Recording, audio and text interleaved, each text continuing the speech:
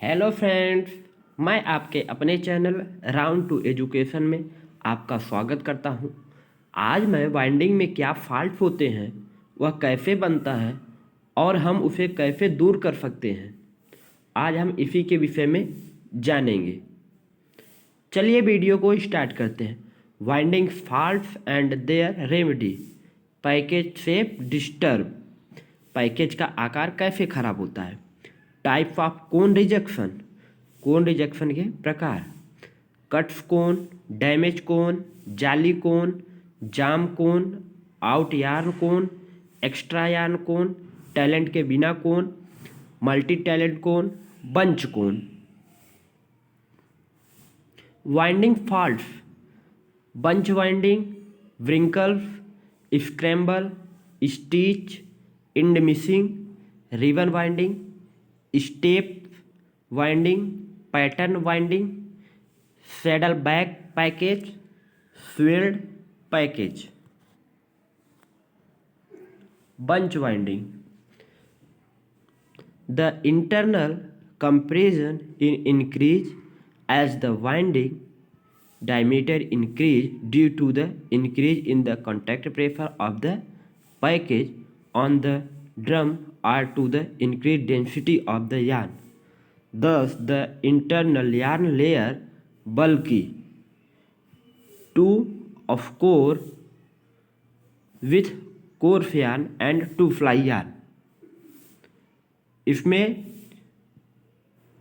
Package का जो dia होता है वो बढ़ जाता है और कांटेक्ट प्रेशर इसमें ज़्यादा होता है।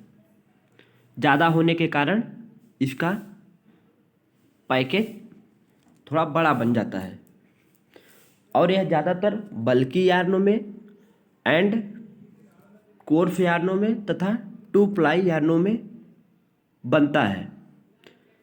और यह बनने के कौन कौन से कारण होते हैं। Winding angle is too large. Winding का जो एंगल होता है वो अधिक हो जाए। Winding tension is excessive. Winding का जो टेंशन होता है वो अत्यधिक ज़्यादा हो जाए। Contact pressure is too high. Contact pressure अगर हाई हो जाता है तो हमारा जो पैकेज बनेगा बहुत सॉलिड बनेगा। तो अब इसका निवारण है कि lower the number of drum wind. हमें 2 वाइंड से 1.5 वाइंड तक यूज करना चाहिए। Tension release is necessary for coarse yarn और बल्की यार्न। कोर्स यार्न और बल्की यार्न में टेंशन को रिलीज करना चाहिए। To reduce contact pressure a pressure reduce is necessary. हमें कॉन्टैक्ट प्रेशर को रिड्यूस धीरे धीरे रिड्यूस करते रहना चाहिए। Wrinkles this caused by short travels at the start of winding। जब वाइंडिंग स्टार्ट होती है तो यह शॉर्ट ट्रैवल्स के कारण बनता है और टेंशन कम से कम मिल पाने के कारण यह स्लिप ड्रम और पैकेज के बीच गैप होने की वजह से स्लिप करता है। उसके वजह से व्रिंकल्स बनते हैं। इनडिक्यूट टेंशन एंड कॉन्टैक्ट प्रेशर। अपर्याप्त रूप से टेंशन ना होने के कारण और कॉन्टैक्ट प्रेशर ज़्यादा होने के कारण से व्रिंकल्स बनते हैं। Deflection of the take up tube centre. Take up tube का जो सेंटर होता है वो बराबर ना होने के कारण। Poor adjustment of contact surface and take up tube drum. जो कोन होता है और ड्रम के बीच जो स्पेस होता है वह नहीं होना चाहिए। Excessive application of increase. अत्यधिक इसका यूज किया जाता है। Improve the tension contact pressure. Tension को हमें मेंटेन रखना चाहिए और कॉन्टैक्ट प्रेशर को भी। Remove defective take up tube. खराब कोन को हमें बाहर कर देना चाहिए। Correct the small diameter driving of take up tube for paired drum. Correct diameter का, जो कोन हमारा हो, टेकअप ट्यूब जो हो, उसी को हमें ड्रम पे चलाना चाहिए जिसका डायमीटर सही हो। Reduce the increase excessive application. Scramble, drum does not stop at yarn breakage. Drum धागा कटने के बाद जब नहीं रुकता तो इस प्रकार के फॉल्ट बनते हैं। और यह कैसे बनते हैं? Joining motion repeat several time. जब सक्शन माउथ बार बार धागे को ले जाके स्प्लाइसिंग कराता है और बार बार गेज काट देता है तो इस प्रकार के फॉल्ट जनरेट होते हैं। Suction mouth come in the contact pressure with package. Suction mouth बार बार आता है पैकेज के पास। Contact pressure is too low, contact pressure बहुत कम हो जाता है। रिबन कम ऑफ, और रिबन बनता है। रिप्लेस द यार्न क्लियरर, जो गेज होता है उसको हमें रिप्लेस कर देना चाहिए, हटा देना चाहिए। Check the joining motion at yarn path, also check the splicer. और हमें धागा जोड़ने की रास्ते में जो भी है उसको हमें चेक करना चाहिए। Adjust the suction mouth stopper, और हमें सक्शन माउथ कहाँ पे रुक रहा है और कहाँ पे नहीं, यह हमें चेक करना चाहिए।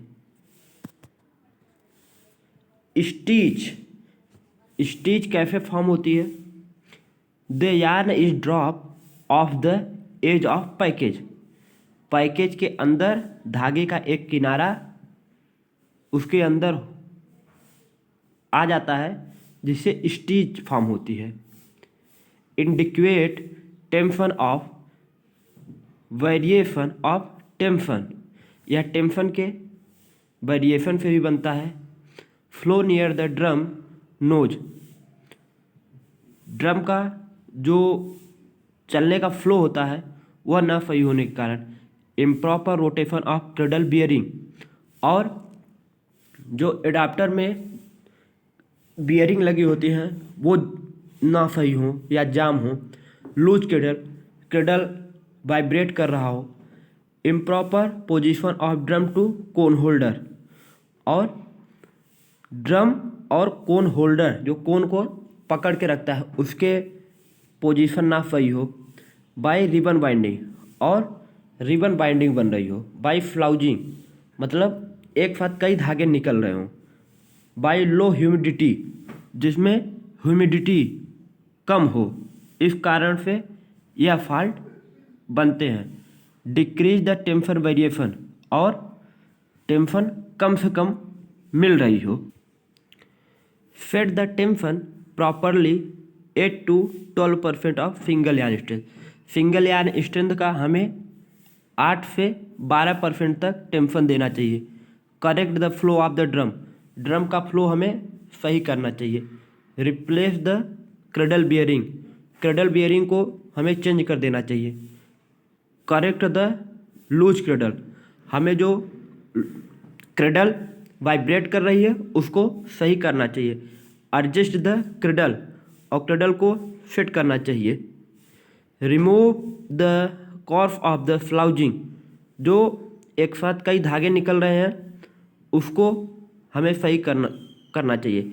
इंक्रीज द ह्यूमिडिटी, और आर्द्रता को हमें मेंटेन रखना चाहिए। End missing, at the winding end of the spinning bobbin or at yarn breakage.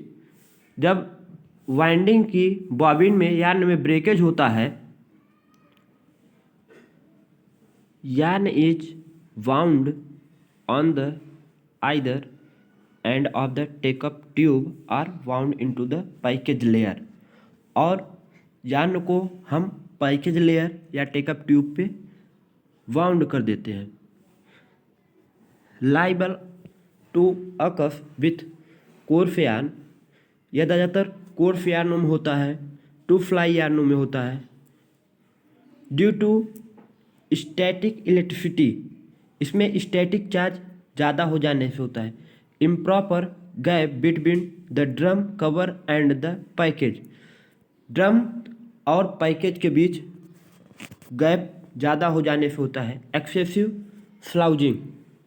अत्यधिक एक साथ कई धागे निकलने से होता है excessive surface cut the spinning bobbin. Winding speed not suited for to. Winding speed ज़्यादा होने के कारण होता है। Increase the humidity. ह्यूमिडिटी हमारी कॉटन के लिए 60% या इससे ऊपर ही होनी चाहिए। Remove the cause for स्लाउजिंग।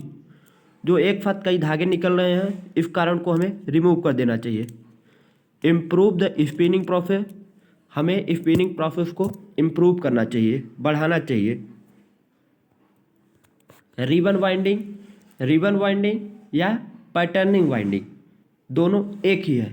यह इस कारण से होता है जब पैकेज का डाया और ड्रम का डाया सेम हो जाता है तो इस प्रकार की वाइंडिंग प्रोड्यूस होती है। This is most likely to occur when the ratio of the drum diameter and package in is an integer with rotatory traverse type of the winder. It is not possible to completely prevent ribbon winding, but disappearing is the possible. Improper setting of disturbance, excessive contact pressure, improper rotation of cradle, excessive moisture in spinning bobbin. Change the disturbance setting, lower the contact pressure, replace the bearing of cradle if the rotation is heavy। Step winding.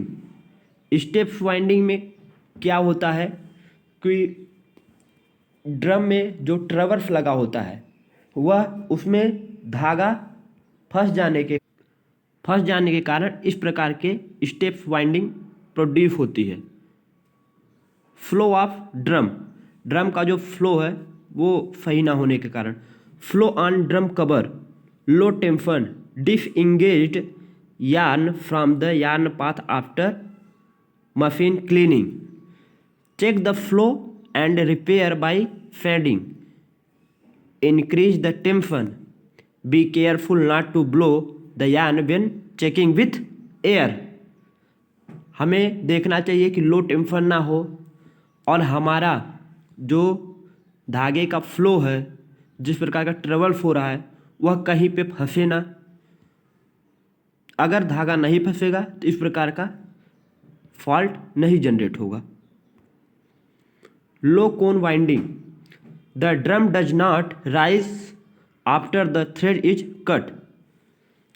Loose cone winding तब produce होती है जब धागा gauge से कटने के बाद package नहीं उठता है, तो इसमें लिफ्टिंग सिलेंडर की प्रॉब्लम होती है। Lifting cylinder disturb, gate type tensioner running out the yarn. Lifting cylinder replace कर देना चाहिए। To repair gate type tensioner, और टेंशनर को मेंटेन करना चाहिए।